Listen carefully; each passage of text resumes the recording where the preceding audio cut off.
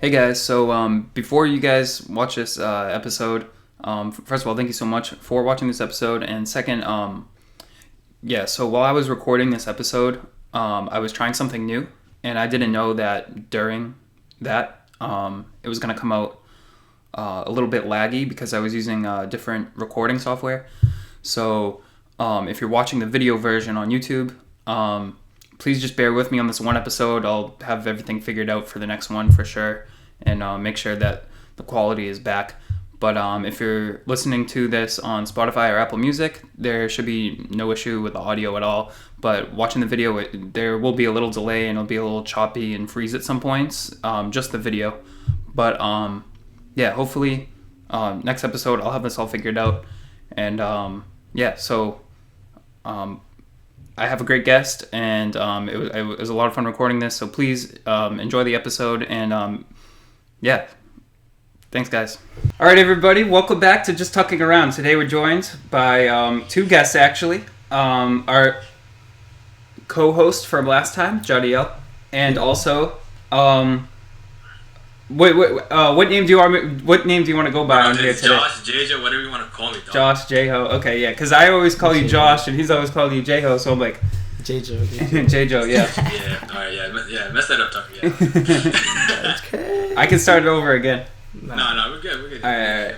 So, Josh is a member of the Army. He is currently a college student, pursuing business, and I've known him since we were in sixth grade playing travel basketball together. Yes, sir. So it's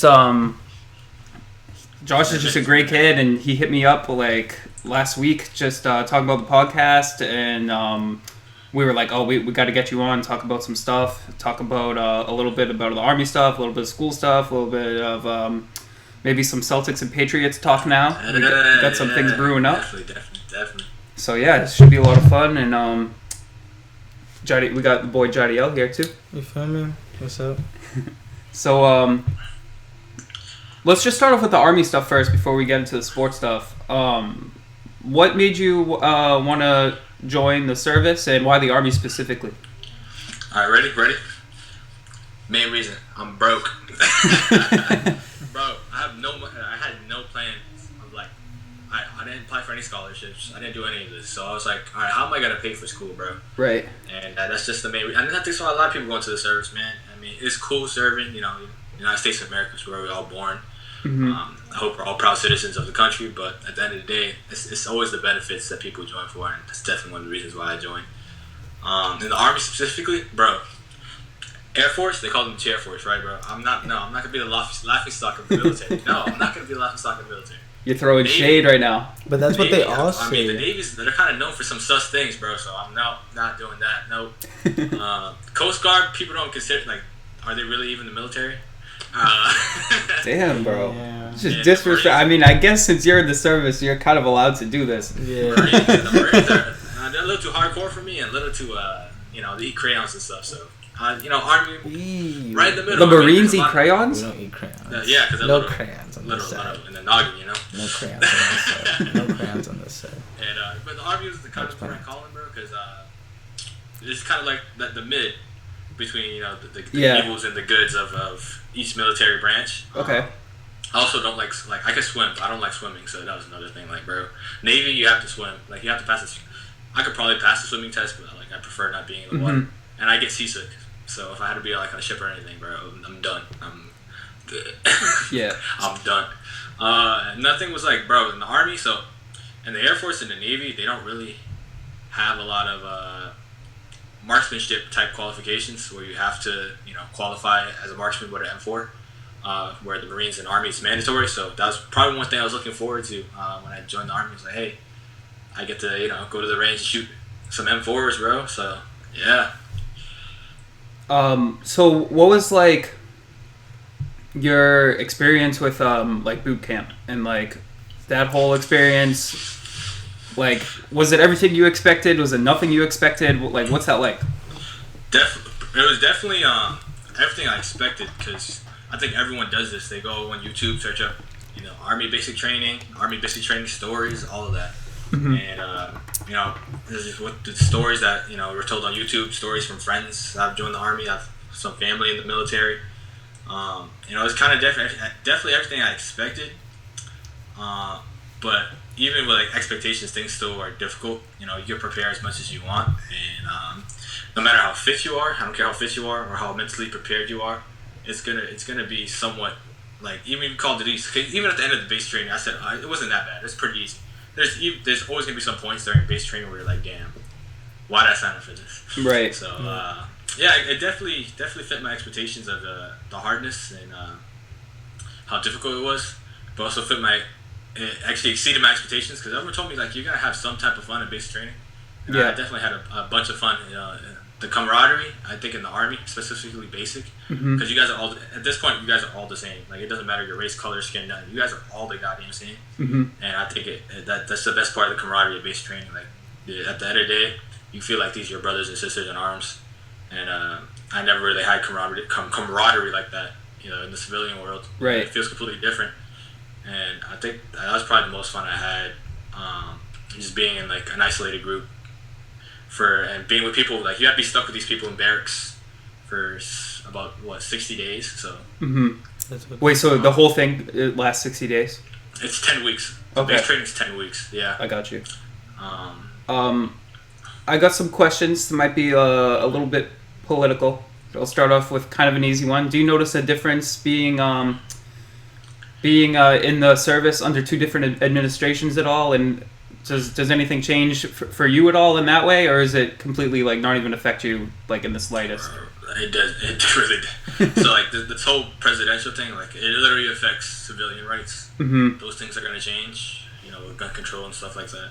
But the military, you're in the military regardless. There's not much a president can change about the military. Right. I mean, all they can really do is declare war, and that's probably the only thing that would change. But obviously, neither president has interest in that. So there's not much of a difference, to be honest. Just everyday soldier stuff, Yep. And what is Oh, I got one more. This one. All right. This one might be a little bit. I don't know. I feel like it's controversial, but it really shouldn't be. So, how do you feel about like military like services, like kind of using their like as you said, like the main reason you joined was for the benefits, and like kind of targeting like either like kids that struggle with academics to join the military for that reason, or kids from like low income like neighborhoods to like kind of join them just for the like financial benefits, and kind of exploiting that almost like, oh, like you can go to college for free, but you got to give like so many years of your life for us to this. And like how do you view that morally and like stuff like that? I don't even view it as an exploit, because at the end of the day, you're the one signing the contracts. You know what you're getting yourself into. Right. So, but like, I'll let you at finish. But yeah. All right. But so at the end of the day, it's like, all right, yeah, the military knows to target these groups because that's the people who probably need it the most, right? Right. But at the end of the day, like you're the one who signed the contract. You're right. the one who put pen on paper. You got to know exactly what you're getting into. And even if you have a realization, so if you have a realization, you can always quit at basic training. You can always quit at AIT. You can get discharged. It's not going to affect your record. It's still just going to be a regular discharge. And you could literally, like, I had someone, so I was on my AIT, that's job training for us. Okay. We're literally a week from graduation before we all go to our units or go back home like I did. And this girl literally said, I don't want to be in the Army, and quit a week before graduation. So like I said, even once you get into the service, there's still a time where you're in base training. I mean, it might be a pain in the ass to get out, because it is. It really is a pain in the ass to get out at that point. Right. But it's still possible, and it won't affect your record negatively. Now, it's different when you complete your base training, your job training. That's when oh, this guy's gone AWOL, blah blah blah blah blah. This you get arrested, you go to military prison. That's when it's kind of too late. Gotcha. It might be a waste of time if you do it that way too. Like you do. Like this girl literally went through base training, went through job training, literally a week before graduation and quit. So. Wow. So it's like all that for nothing, pretty much, for her. Yeah, basically. She wasn't impressed. I mean, it might be a waste of time, but it might also be a good experience to make you realize the military is not for you. But yeah, like when it comes to those demographics that they're targeting, I definitely think it's on purpose, but morally, um, I don't really see anything wrong with it. Just because like you have to do your research on yourself, bro. Don't let just because a recruiter says this, and you're gonna get this. If you don't read the thin line and the thin print in your contract, then you're just kind of asking for it. To be honest, that's just in my opinion. Because when I got my contract, I literally read it. What am I getting? What benefits am I getting? What am I getting myself into? Right.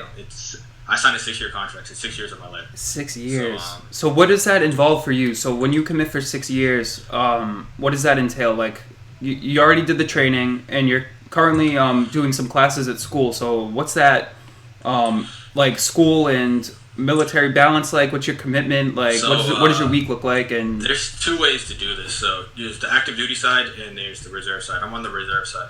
Okay. Active duty wise, it's like a 9-to-5 job, except for you have 2 PT in the morning. 9-to-5 job every day. You get out, do your job, whatever MOS you have. Is that something that you would do like on a site, or would you be like working from home and go into a place? That's usually on base. So yeah. Okay. So I know on the active duty side, they usually have barracks for people to stay in. If you hit a certain rank or you're married, you can get housing. Even if you're not married, if you want to, for yourself, just move off base and get your own apartment, you can. It's just going to come out of your own pocket and not the military's pocket. But yeah, on that side, that's usually how it is. I know some friends on the active duty side that are going to school part-time. And, like I said, it's a 9-to-5 job, and then you have your nights and your weekends to yourself most of the time. And then on the reserve side, which is me, we drill about 2 days a month. Sometimes it'd be 3 days if they really want us there. But majority of the time it's 2 days, so usually Saturday, Sunday, once a month. And then we have 2 weeks training every year. Usually it's in the summer, but this year it's in April. We're going down to Virginia for a picket to do like a pipeline mission, which is connect some pipes, some heavy lifting. It's not going to be that hard. But other than that, like I'm just a normal civilian. Right. Like I literally go to school full time. Playing basketball at night and basketball. I have another part-time job. I'm still working in Hannaford as supervisor. So when it comes to that, like as a reservist, you literally are a civilian for a majority of your time in your contract. So for the next, I have 4 years left. For the next 4 years, I'm literally just going to live a normal life and be part of the military once a month. That's really what it is. Has it gone by pretty fast, you feel like? So the cool thing about being in the reserves, your contract starts the day you sign. So not even like when you ship out for basic training, it starts the day you sign. So I signed in January 2019. So it's been 2 years. I didn't ship out to basic training until July 2019. Oh, wow. But that's only on the reserve side. Active duty is different. It starts the day you ship out for basic training. Okay. But reserves, like, it's going by pretty quick. Like I said, it can be tedious sometimes because the Army's known for sit around and wait, or hurry up and wait. I mean, so yeah, they tell you to hurry up to do something, and you're just waiting. Yeah. So it does get tedious, but I think it's gonna go by quick. I mean, my contract's over in 2025. That's only 4 years away, so not a big deal. And then will the next 4 years just kind of be more of the same of what you're doing right now, or will that change? It could change if I get a leadership role. As of right now, I'm E4, which is a specialist. It's the highest junior enlisted rank, and then after that would be sergeant, which you get put in charge of a squad, which is about 2, 3, 4 people. Okay. So that could change, but as of right now, I'm a fueler, and my unit, we're not licensed to carry fuel on base, so really all I do is drive like big trucks. So basically I'm like a truck driver once a month. We should take the trucks out for vehicle testing, come back, we'll stop by the gas station, we have to fuel them, get gas, and then we'll come back, and that's literally all we do all day. And then now you can see why it's hurry up and wait, because a lot of times it's like, alright, we test drove all these vehicles, now what the hell we do? Yeah. To get dismissed. What advice what advice would you give to someone who is maybe in high school right now and thinking about joining? Like, not whether or not it's right for them, because obviously that's different for everyone, but like, what kind of things would you want them to maybe think about before joining, and like, or things that they should just keep in mind during that process? So, like I said, you always want to do your research, man. Like, the internet's so broad to the fact where you could literally almost get everything down to the T of what you're getting yourself into, and like a lot of people have been screwed over by the military. A lot of people haven't. So like, it gives or takes with experiences. That's why I tell people always do your research if you're ever thinking of joining the military. Right. Just because there's so much things that vary, and they vary person to person. So just do your research. Don't commit to something that you're not fully aware about and you don't have all the knowledge that you need, because like then it's gonna stab you in the foot, because that's literally what's gonna happen, because you didn't do your research. Right. And then to someone who maybe is like already signed and they're maybe just waiting to go do basic training, what would you tell them before they start that craziness? Definitely get in shape. So there's a lot. So I got in shape before basic training. I was smart enough to do that because it's the main two things that are challenged with basic training is the mental toughness and the physical toughness. Mentally, I mean, it varies person to person how you want to prepare for that. Mm-hmm. I grew up in an Asian household. I'm usually getting yelled at, so it's whatever. I'm like, Joe Sergeant, you're not scarier than my mother, so. Right. But the physical part, that's definitely the most benefiting part for me. I definitely got in shape. When we took our first PT test, it was funny because the guy in front of me, so we have the old PT test, they're changing it now, but the old PT test that I took during the time of basic training, you get 2 minutes to do as much push-ups as possible, and you have to do real push-ups. You can't go like halfway down. Like you got to fully extend your push-ups, right? And then so the pass, I think you need at least a 42 for my age group. You need at least 42 in 2 minutes. And the guy in front of me, he did like 15. And I'm talking about like some 15 bad ones. So I was up next, and this is the funny story because the George Hart looks at me. He's like, "You're not gonna be a disappointment, are you?" Just like that. And I'm like, "No, George Sarge." So my first PT test, I did pretty good. I think I did over 60 push-ups. I think I got around 65, 66 push-ups. What could you do now if you tried it right now? Oh, my last PT test for my unit, I got up to 87. So, oh wow. 87 in 2 minutes. It's way past the max score. Max score is like 72. Wow. So, push-ups, that's my forte. I love chest day, so. You got any questions? Straight to the sports. All right, yeah, we can move right into the sports if you're ready for that. Yes, sir. So what would you say? All right, let's start off with the Patriots, I guess, because that's what's been in the news the most recent. And I know you've been into that. We texted a little bit about that. So first of all, are you happy that we got Cam Newton back, or what do you think is the deal with the quarterback situation? I'm definitely happy about Cam coming back. First of all, I bought a jersey. I didn't want to just throw that jersey away. No. Yeah, I want to get that jersey now. I was thinking about it last season, but I was like, damn, like he could be gone. But now I think I'm ready to buy it. So the thing with Cam was last year he had a really good start, and then COVID hit. And I think that's really what affected him during the season because he was looking like MVP Cam. I was thinking the same thing, bro. Especially in those first few games, and even the one that we lost against the Seahawks. He was looking really good. He was He was looking like Super Cam, right? Yeah. Then Edelman goes down. Freaking Jacoby Myers is his only weapon for the rest of the season. Yeah. Because N'Keal Harry sucks. Yeah. I don't know why we drafted N'Keal Harry. We should have got DK. Man, hopefully he can turn it around this season. Just establish some chemistry. He's probably going to be on the trade block. I don't think he's coming back this season. He's just. I wouldn't mind that either. Especially if we can get anything for him, then I'll take it. But yeah, I'm happy Cam's back. I think he's the right QB, especially with the QBs that are out there in the market. I think he's definitely the best QB. Especially with a year learning Bill's system. He didn't do too bad, to be honest. I mean, he has some bad throws, but this is the first time the Pats have had a rushing QB in probably like 30 years. Yeah, I don't even know who the last one would have been.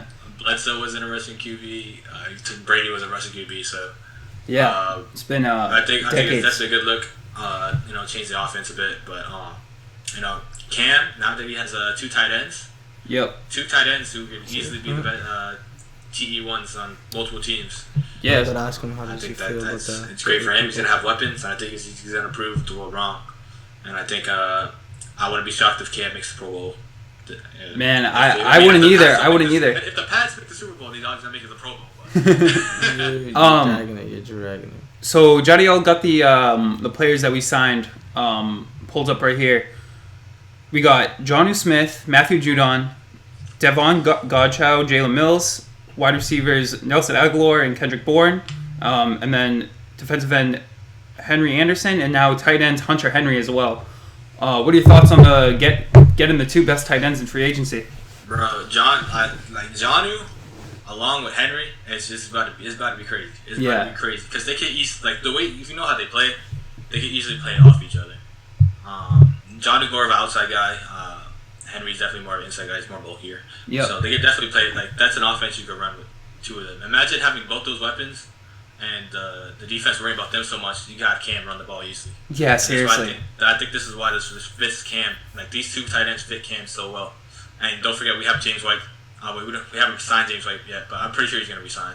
I hope so. I hope so. The Bucks I heard, are trying to get after him too. Interested, but I hope he just resigns. I'm hoping Bill does the right thing, resign James White. Because then you have three guys right there on the defense. Brady's trying to steal all his homeboys back to Tampa, man. There's three guys that the defense would have to worry about, and I just open up lanes for Cam to run, because Cam can still run, even at his age. That man is still freaking strong as hell and fast as fuck. Yeah. So, yeah. So, what are you thinking about the Patriots, in terms of winning the AFC? You think we're as good as the Bills yet, or do you think we still got a little more work to do? We're definitely better than the Bills now. Okay. We had a couple of close games last year against the Bills, and that was a poverty Patriots team. I think, we lost one game because Cam fumbled the ball? Bro, we lost 3 games on the goal line. That's what I'm saying. It came down to the last possession 3 times. We could have been, I think we had 7 wins. It could have been 10, just as easy as it could have been 2, definitely. To be honest. The Seattle game should have definitely been a win, right? He couldn't see that. Exactly. But he'll see it. You just missed Jadiel pulling up the trash can. Bro, you guys are okay. No, so last year it was pretty bad though. I think that the Pats definitely have a good chance to win the AFC now. Bill's such a good coach, and now that Cam has weapons, it's gonna be a scary sight. Everyone's leaving Baltimore Ravens, it seems like. So the Bills haven't gotten any better. I mean, I know the free agency just started, but they haven't gotten any better. Yeah, they haven't gotten. And like I said, we had a bunch of close games with them last year. Yeah, this shouldn't have been close at all. It's very unlike Bill to just start going after guys in free agency. He usually makes his moves through definitely the draft and trades, but it seems like no one else is really making any moves except for maybe the Jaguars. They want to with all the cap space we had, it makes sense. Definitely for it to happen, man. Mm-hmm. Yeah. A lot of these are kind of overpays, but you just have to do it if you want people to do it. And in a few years, when the salary cap goes up, these deals don't always look like crazy, horrible deals. But New England's definitely not a place where people want to sign. Yeah. Because they know Bill's such a hard coach, and especially with Tom Brady gone, it makes it a little more. Yeah. The weather here is not the greatest, so that goes hand in hand with the Celtics too. No one wants to sign here because weather sucks. Just because you guys are trash, that's literally the reason. Nah. Johnny, we went 7-9 last year with a crippled team. You guys are trash, and you guys lost in the Eastern Conference. Oh, he's talking basketball now, bro. One more thing about football. I had it in mind, and I can. You were talking about Bill as a coach. You went back to. I completely lost it. Okay. Look, we can move into the Celtics talk now. All right. Unless you have anything you want to say about Patriots. Oh no. Okay, yeah, let's go into the Celtics. I need to do more research. I know this kid loves trash talking the Celtics. Bro, it's my forte. This is my forte. Okay, so what moves do you think the Celtics should make? So I'm seeing that Danny's interested in Harrison Barnes and John Collins. And those are 2 guys I would love on the Celtics. But who I think is the better fit? Harrison Barnes is by far the player we need.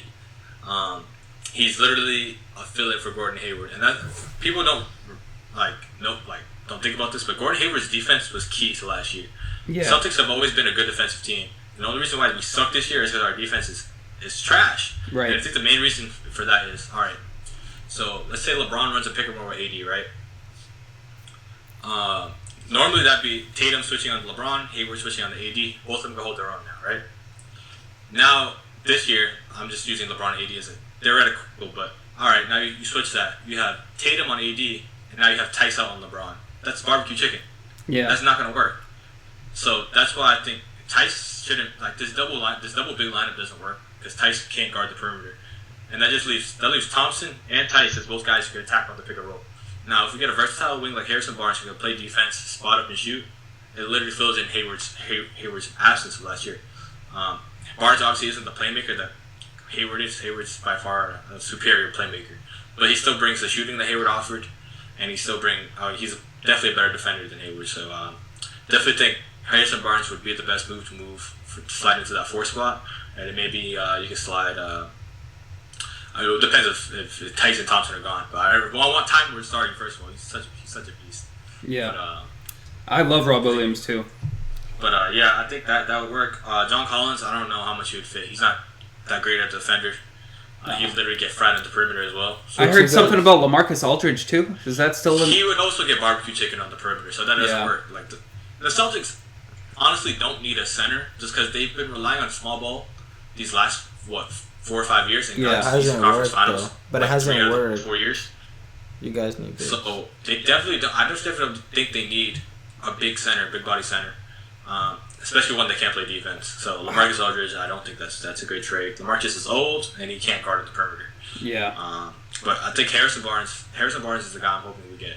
The guy I always hope we get is Nikola Vucevic, but I don't know how they're gonna make that work though. I don't think what we have. I don't think the Magic will take anything we have unless we offered a bunch of young players and a bunch of picks. Yeah. But even then, that's literally their best player. Yeah. And it's their franchise player who's an all-star this year, and all-stars usually don't go move like that, especially from a team who usually doesn't sign big free agents.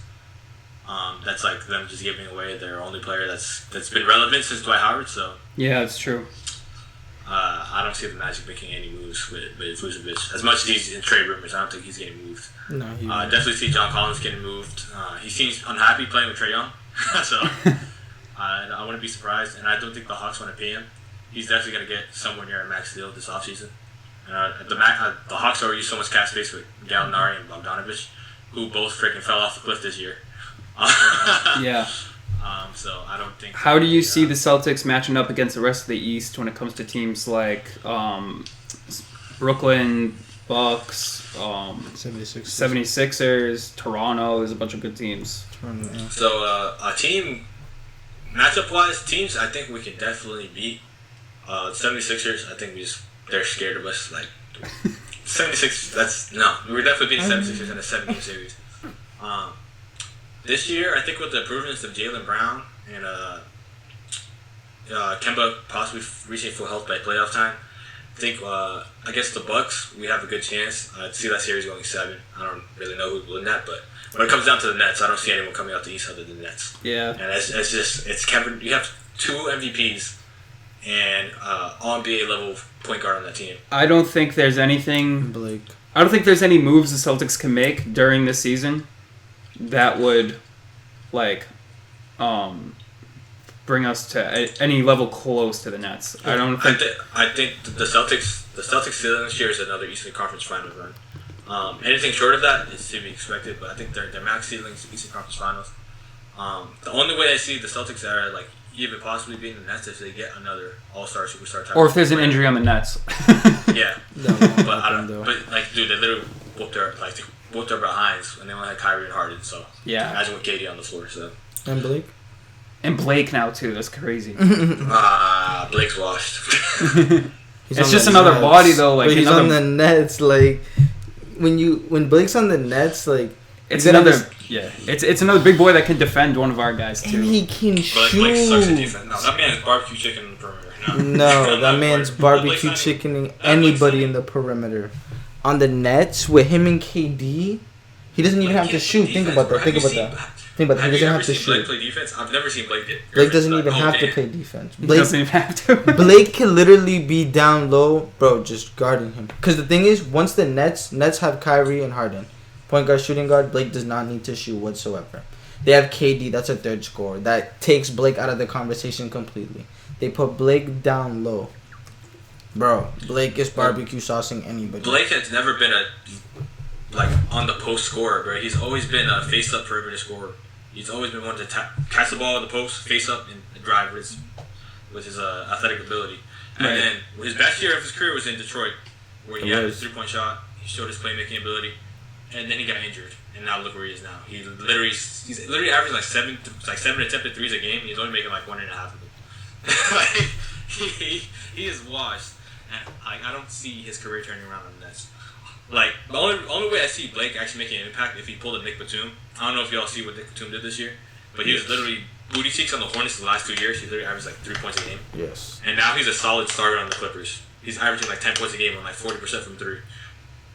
So unless Blake was just pulling a fast one just to get waived, bought out and signed with a contender.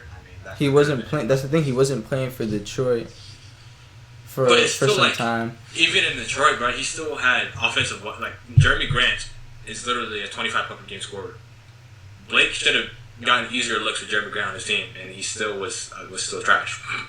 Who do you see coming out of the West? Do you think the Lakers are a lock or Lakers? West, I got the Lakers.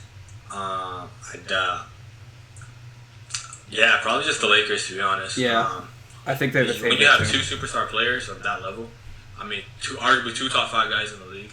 And they just got so much better from last year too. Just adding the guys that they did. I don't see them not making out the West. Only team I could see possibly beating them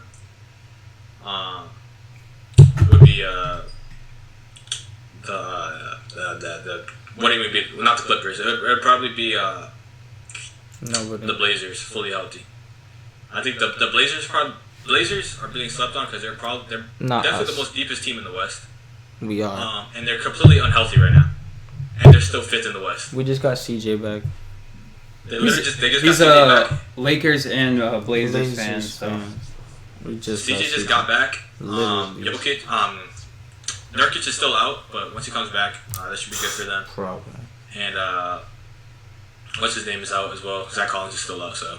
Once they're fully healthy, I think the Blazers definitely have the chance to make a run for the NBA Finals. I think they're definitely the sleeper team out west. But look, bro, if you look at their team, they're so deep. Is Utah in first right now? Utah is first. Utah, if you saw what happened last year, Gobert. They just fall apart, right? It's because of Gobert. If you put Gobert against a top tier center like AD or Jokic, he's literally getting fried on the perimeter every possession. Yeah. If you take Gobert out the paint, he can't do anything. Yeah.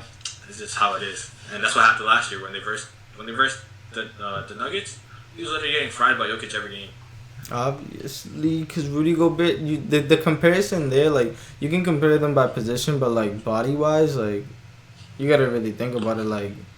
Jokic is much bigger than Rudy Gobert, and he's definitely gonna use his size. It's just any center that can play on the perimeter is just weakness for Gobert. And this is the thing that pissed me off when the Celtics played them. They kept playing Tristan Thompson, who literally clogged up the paint, and that leaves Gobert in the paint to block every goddamn shot. Yeah. So, just to counteract Gobert, you literally just need a stretch 5, a center that can stay on the perimeter, because then he can't leave to the paint, because then that's knocked down every time. Exactly.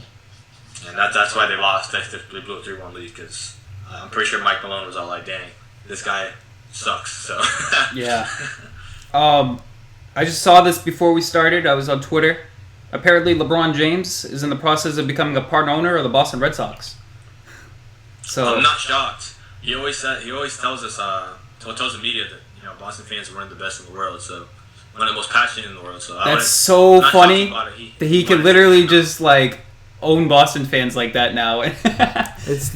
I'm not surprised he did that. So it's such a power move, to be honest.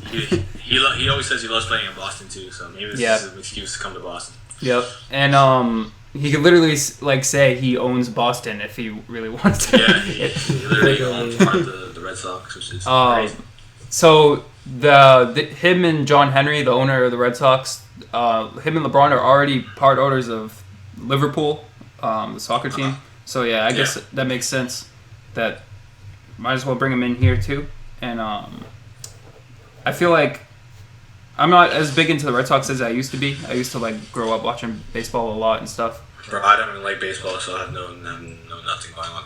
But I guess just having someone with that competitive spirit and championship mentality would be good. So I hope this doesn't have a Michael Jordan effect, bro. Yeah, true. Jordan's the worst owner in the league. And that's all I got. You got anything else? Nothing much, bro. Something I just got to pop up on my laptop, so hopefully that doesn't affect this at all. But yeah, thank you so much for coming on. Where can they find you on social media if they want to follow you? So on IG, it's at JVYJO. And on Twitter, it's _JJOS. If y'all want to follow me, you know, I got some flicks on there. Just bought a new car. Hey. Okay. So you know, Yep. life's looking good right now. This is the year of the money for me, Tucker, bro. Bro, hopefully for us too. Facts. Yeah, y'all gotta get those stimmies, bro. Yep. All right. Thank you so much for coming on, and thank you for your service. And thank you. Don't say that. Don't ever say that to me again. Really? Why? I'll slap you. Is that something that you personally don't like, or is that something that a lot of people? A lot of military members don't like being thanked for the service because a lot of times we don't do anything. Oh, really? We haven't done anything. So one way to tell, I don't know. So here's my uniform, right? Right. I don't know if you can see this. So Yep. where their flag is, if they have a patch, if they have a patch right here underneath their flag, that means they've been in a combat environment and they've been deployed to a combat zone. So if you ever see a guy with a patch like that, all right, he definitely probably deserves, you know, thank you for your service, put his life on the line. A patch separate. You ever see a newbie like me with nothing here? Floods right here underneath my flag? I haven't seen any combat. Don't get that confused with this side either, because this side is just my regular unit patch. So it would be under the flag? Under the flag. Under the flag. You see a patch there? Dude seen some stuff. So. All right. Well, thank you for coming on the show and talking some sports. I think it went great. So we're gonna ask everyone to follow him where he said, and remember to like, subscribe, comment, share this with a friend if you enjoy the video, and we'll see you guys next time on Just Talking Around. Thank you.